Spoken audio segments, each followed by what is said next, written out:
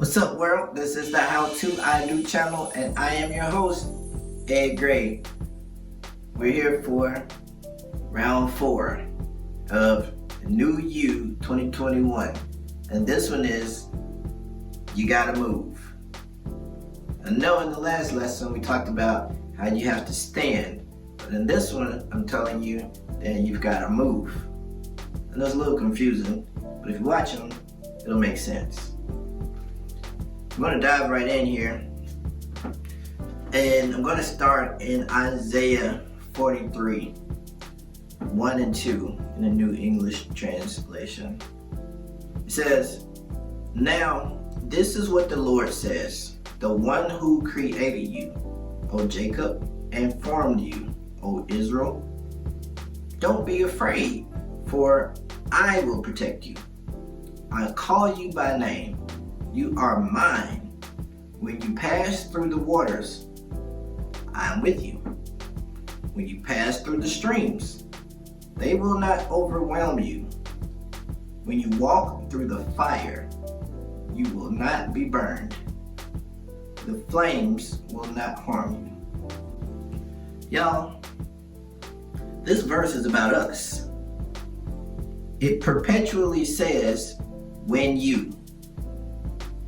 So we have to understand that we have to be active in our victory. Now, God will take care of us and protect us, but we have to make up in our minds that we are going to pass through the waters and pass through the streams and walk through the fire.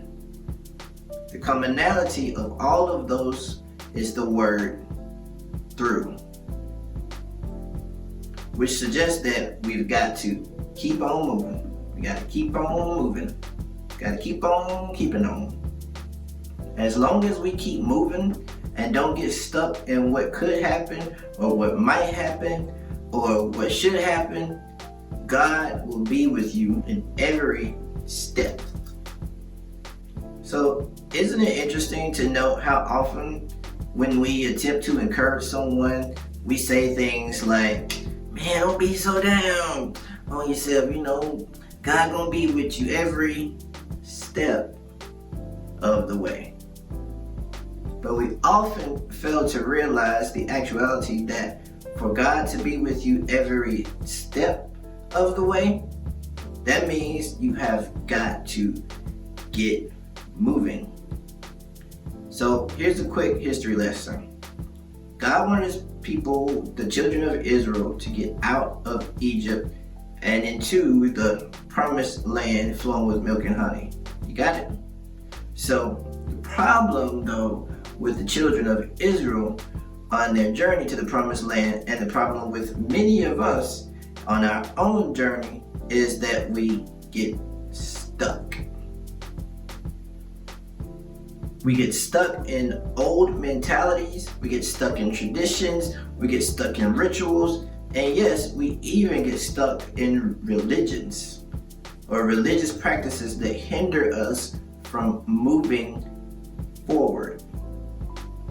But the verse reminds us that God is with us in the water, in the streams, and they won't overwhelm us. In the fire, it won't burn us. And the flames, they won't harm us. If, it's a big if we go through them. So I always ask you, what does any of this have to do with marriage?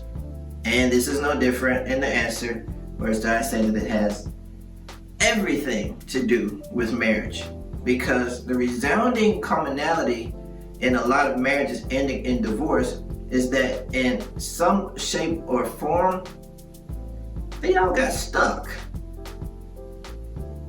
Susie used to be excited to go with Tom down to the local bar and watch the football game just so she could say, "I was with my man, I was with him, I sure was. I was in his presence, I was there."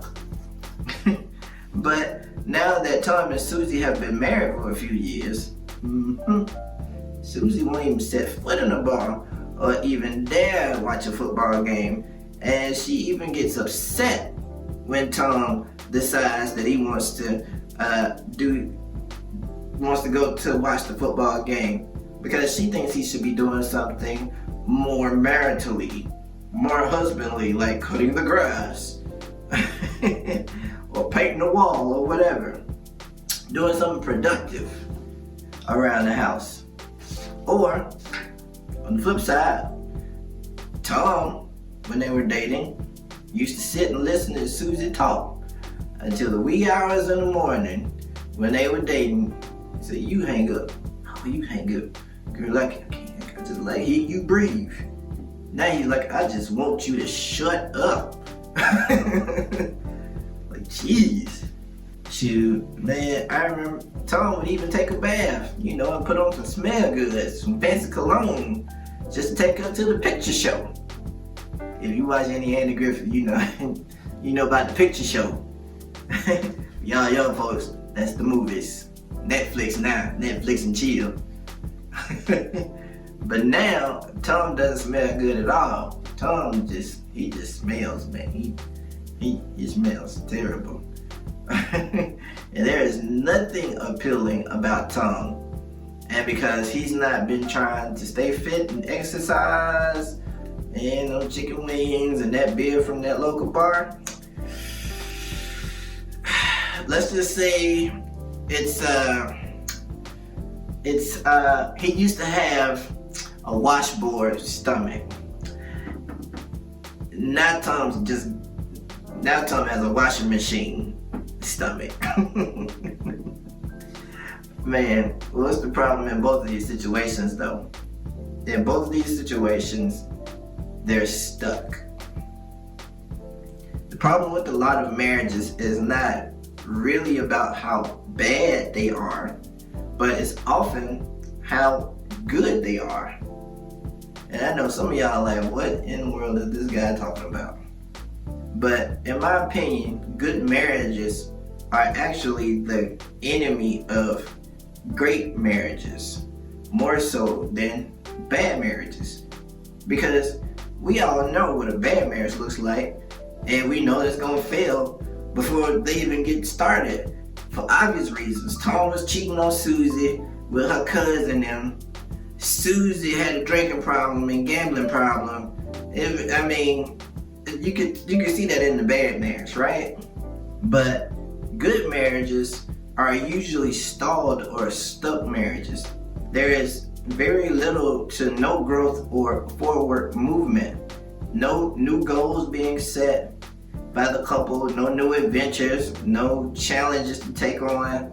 They just kind of slink along and just rack up the years so that they can say, man, we've been married 47 years. Yeah, but they've been miserable 45 of them. All right? So if you want a great marriage, then you have got to take the initiative to get and keep your relationship with Christ, right? So that you can begin to become the very best version of yourself. Then transfer that God-loving and self-loving energy to your spouse in the way that you live. Do not, I repeat, do not Bible beat your spouse. You will win people and influence people by how you live your life daily, not merely by what you say.